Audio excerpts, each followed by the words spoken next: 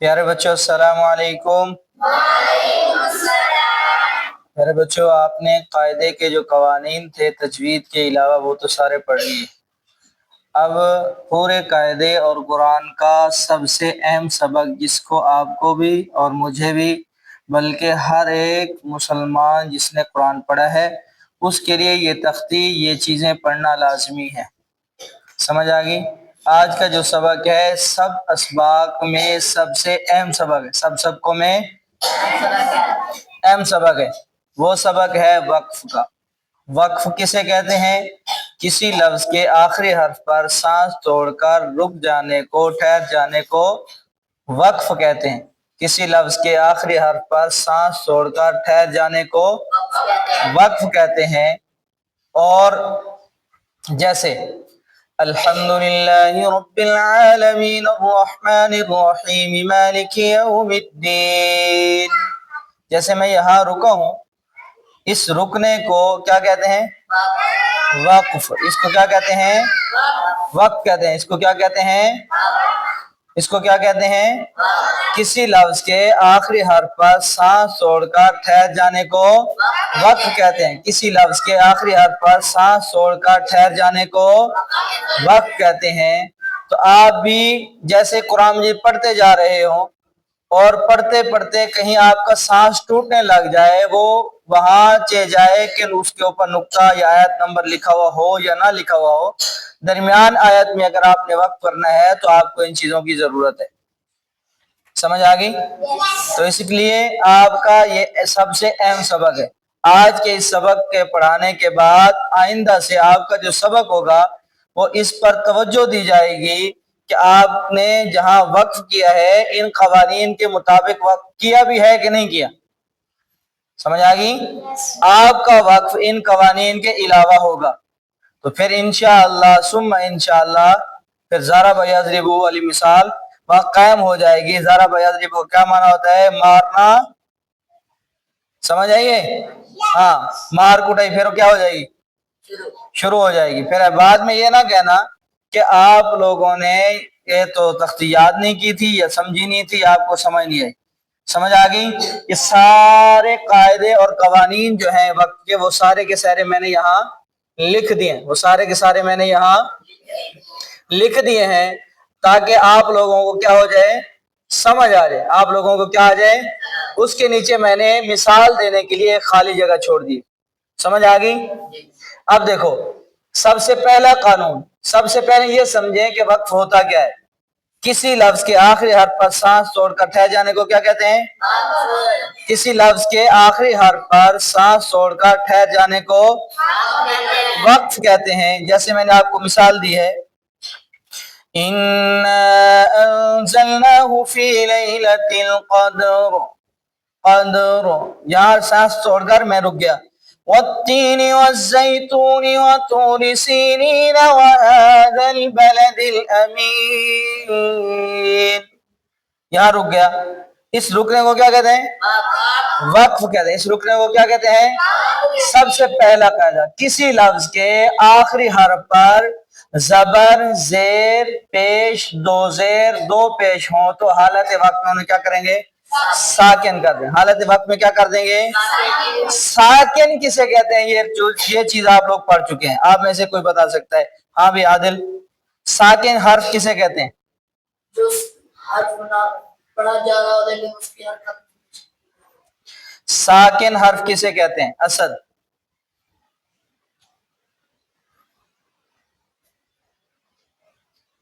جی۔ ساکن حرف اس حرف کو کہتے ہیں جس پر کوئی حرکت نہیں۔ جی طیب، ساکن حرف کو کہتے ہیں ساکن حرف سے پہلے والا حرف سے۔ جی کوئی اور بتائے؟ جزم والی تختی آپ کو یاد ہوگی، پڑھیے۔ اس کا مطلب آپ کو ابھی بھی کچھ نہ کچھ مار پٹائی کی ضرورت ہے تاکہ آپ لوگوں کو یہ سمجھ آ جائے۔ دال جیسی چھوٹی شکل کو جزم کا دوسرا نام، جس حرف پر سکون اس حرف پر اس حرف کو اب سمجھ لگی؟ ساکن حرف کسے کہتے ہیں اب بتا؟ جس پر جزم जज़म का दूसरा नाम। सुकून। चल भाई कोई और बताए। तैयब पता भी तो चले ना भाई क्या चीज होती है, साकिन होता क्या है। जज़म हमेशा जिस हर पर जज़म और साकिन हर्फ कहते हैं। हाँ, जिस हर्फ पर जज़म सुकून हो उस हर्फ को साकिन हर्फ कहते हैं। साकिन हर्फ, उस हर्फ को। अब किसी लफ्ज के आखिरी हर्फ पर, किसी लफ्ज के, अब देखो अल-आलमीन, अल्हम्दुलिल्लाहि रब्बिल आलमीन।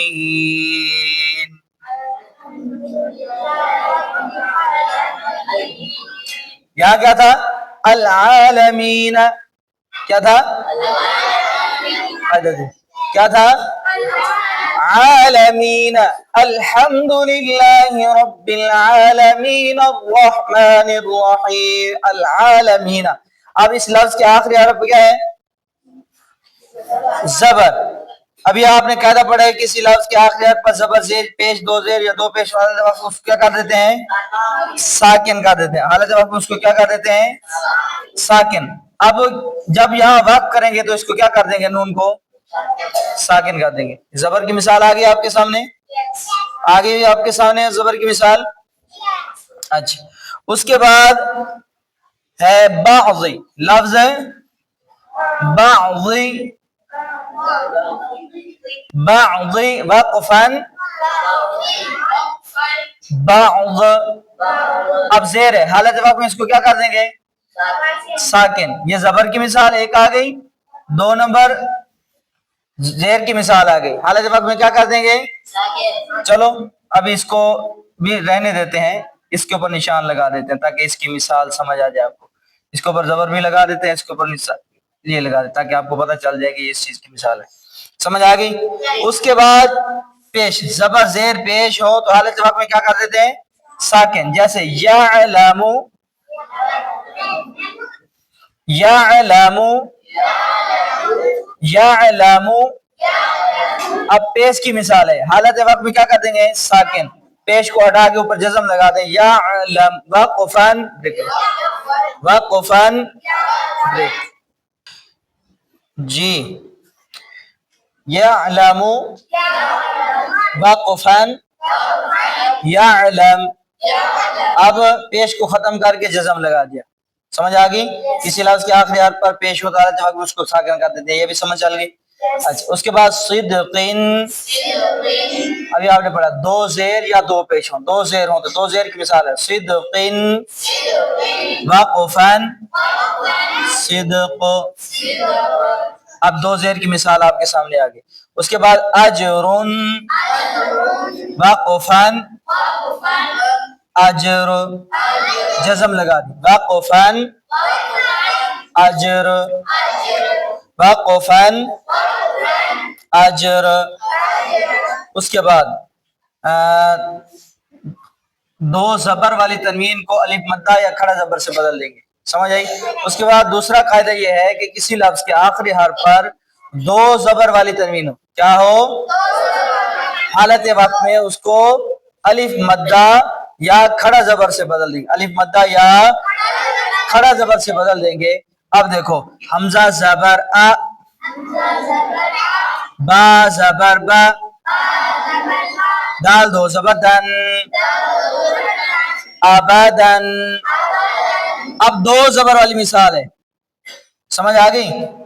अबदन वक़फ़न अबदा। एक जबर को खत्म करके अलिफ मद्दा से बदल देंगे, ये ऐसे पढ़ेंगे दाल अलिफ जबर दा। समझ आ गई?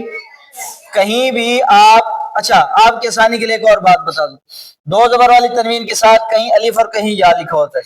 जहां अलिफ लिखा हो उसको अलिफ मद्दा से बदल दें, जहां या लिखा हो उसको खड़ा जबर से बदल दें। समझ आ गई? हाँ, अबदन वक़फ़न अबदा, ये दो जबर वाली मिसाल आ गई। समझ आ गई? सबको पता चल गया? दो जबर वाली तनवीन कहीं दो जबर वाली तनवीन जहां आ जाए, किसी लफ्ज के आखिरी हर्फ पर दो जबर वाली तनवीन आ जाए तो वहां वक्त करना हो तो हालत वक्त में दो जबर वाली तनवीन को अलिफ मद्दा या खड़ा जबर से। अब अलिफ मद्दा की हमने मिसाल पढ़ ली, अब दूसरी मिसाल खड़ा जबर की मिसाल दे रहा हूँ। तो जबर तो, गइन दो जबर गन, तो गन। अब या लिखा हुआ है साथ, कहीं अलिफ और कहीं या, जहां अलिफ लिखा है उसको अलिफ मद्दा से बदल दें, जहां या लिखा है उसको खड़ा जबर से बदल दें। वाक़फ़न तग़ा, दो जबर वाली मिसाल। अब इसको खड़ा जबर से बदल दिया, समझ आ गई? इतना पता चल गया? उसके बाद है, तेज कर भाई जल्दी।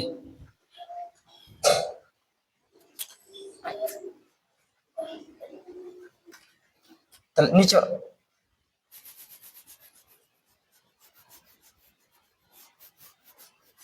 अक्ल भी इस्तेमाल कर लिया। उसके बाद दो जबर वाली तनवीन तक आपने पढ़ लिया। अगर आखिरी हरफ गोलता हो, किसी लफ्ज का आखिरी हरफ है गोलता हो, किसी लफ्ज का आखिरी हरफ है गोलता हो, जैसे फिरक़तिन, फिरक़तिन, फिरक़तिन। अब इस गोलता को हालत वक्त में हा साकिन से बदल देंगे, ये नुक्ते भी खत्म कर देंगे, दो जेर वाली तनवीन भी खत्म कर देंगे, ऊपर जज़म लगा दे, फिरक़ा, वाक़फ़न फिरक़ा। अब दो जेर वाली तनवीन की मिसाल आ गई, समझ आ गई? फिरक़तिन, वाक़फ़न फिरक़ा। हाँ, अगर आखिरी हरफ गोलता हो तो हालत वक्त में हा साकिन से बदल देंगे, हालत वक्त में। अब जैसे फिरक़तिन, वाक़फ़न फिरक़तिन, फिरक़तिन, वाक़फ़न फिरक़ा, फिरक़ा। हा साकिन से इसको बदल दिया, समझ आ गई? अब इस तरह चलो असल भी पता चल जाए और दोनों चीजें। फिरक़तिन, वाक़फ़न फिरक़ा, वाक़फ़न फिरक़ा। अब आगे देखो, आखिरी हरफ पहले से साकिन हो तो हालत वक्त में उसको साकिन ही पढ़ेंगे, तो हालत वक्त में साकिन ही पढ़ेंगे, जैसे इज़हब, इज़हब, इज़हब, वाक़फ़न इज़हब। समझ आ गई? ये तो वैसे ही सादा सा है, कोई इसमें मुश्किल वाली बात नहीं। और उसके बाद है क्या कहते हैं कि अगर हा के अलावा कोई हर्फ हो, हा के अलावा कोई हर्फ हो, उस पर खड़ी हरकत हो तो हालत वक्त में उसको ऐसे ही पढ़ेंगे जैसे बगैर वक्त पढ़े, हालत वक्त में उसको ऐसे ही पढ़ेंगे जैसे बगैर वक्त के पढ़ते हैं, हालत वक्त में उसको ऐसे ही पढ़ेंगे जैसे, हाँ, जैसे आला, आला, वाक़फ़न आला, वाक़फ़न आला, आला, वाक़फ़न आला। और अगर ये कोई और हर्फ उसको खड़ी हरकत हो तो उसको हालत वक्त में ऐसे पढ़ेंगे जैसे बगैर वक्त। उसके अलावा अगर कोई हर्फ ऐसा है, अगर कोई हर्फ ऐसा है आखिर में गोल हा है, जिस पर वक्त कर रहे हैं वो क्या है? गोल हा, हा है, ठीक है, जैसे बिअब्दिही, बिअब्दिही, बिअब्दिही, बिअब्दिही। अब गोल हा है और उसके नीचे क्या है? खड़ी देर है, तो हालत वक्त में इसको भी साकिन कर देंगे, हालत वक्त में इसको क्या कर देंगे? बिअब्दिही, वाक़फ़न बिअब्दिही, बिअब्दिही, बिअब्दिही, वाक़फ़न बिअब्दिही। समझ आ गई? हाँ, हालत वक्त में उसको साकिन कर देंगे। इतनी बात, सारी बातें समझ आ गई होगी। किसी लफ्ज का, किसी लफ्ज पढ़ते हुए हम पढ़ते जा रहे हैं, किसी लफ्ज के आखिरी हर्फ पर सांस छोड़कर ठहर जाने को, ऊंची आवाज से, किसी लफ्ज के आखिरी हर्फ पर सांस छोड़कर ठहर जाने को वक्त कहते हैं। किसी लफ्ज के आखिरी हर्फ पर दो जबर, दो जेर, दो पेश اور زبر زیر پیش دو زیر اور دو پیش ہو تو حالت وقت میں اس کو کیا کر دیں گے؟ ساکن کر دیں گے. کسی لفظ کے آخری حرف پر دو زبر والی تنوین ہو تو حالت وقت میں اس کو الف مدہ یا کھڑا زبر سے، اگر آخری حرف گول تا ہو تو حالت وقت میں ہا ساکن سے بدل دیں گے. اس پر دو زیر والی تنوین ہو، ٹھیک ہے، حالت وقت میں اس کو کیا کر دیں گے؟ ہاں ہا ساکن سے بدل دیں گے. کیا کر دیں گے؟ ہا ساکن سے بدل دیں گے. آخری حرف پہلے سے ساکن ہو تو حالت وقت میں اس کو ساکن ہی پڑھیں گے. جیسے اگر ہا کے علاوہ کوئی اور حرف اس پر کھڑی حرکات ہوں تو حالت وقت میں اس کو ایسے ہی پڑھیں گے جیسے بغیر وقت کے پڑھتے ہیں، اعلی وقفن.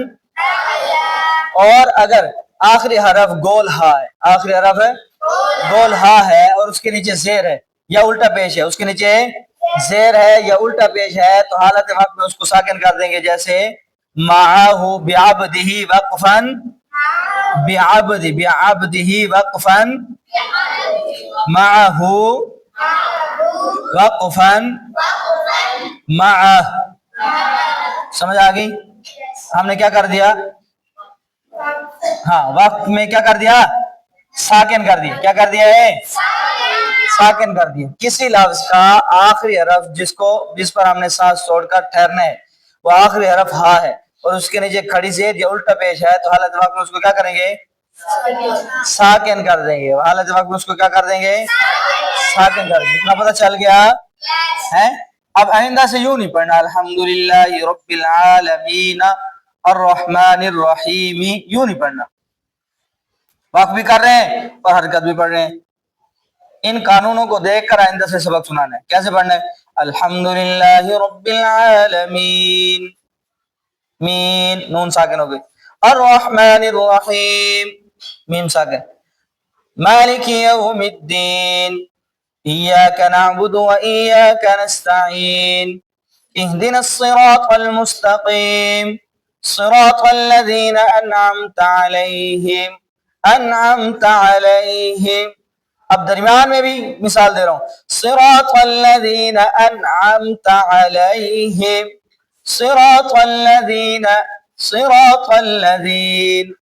وقف کر رہے ہیں یہاں، سانس توڑ گیا، وقف کر دیں. صراط الذین، صراط الذین انعمت علیہم غیر المغضوب علیہم ولا الضالین.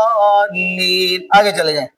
ان الذین کفروا سواء علیہم اانذرتہم ام لم تنذرہم، ٹوٹ گیا، سانس ساکن ہو. ام لم تنذرہم لا یؤمنون، وقف کر دیا، ساکن ہو گیا. ساکن پہلے سے ساکن تھا، ہم نے اس کو ساکن کر دیا. سمجھ آ گئی؟ آئندہ سے یوں نہیں پڑھنا کہ آخر میں پھر بس وقت بھی کرو اور حرکت بھی پڑھو. سمجھ آ گئی؟ یہ قوانین کیا کرنے ہیں؟ یاد رکھنے. السلام علیکم.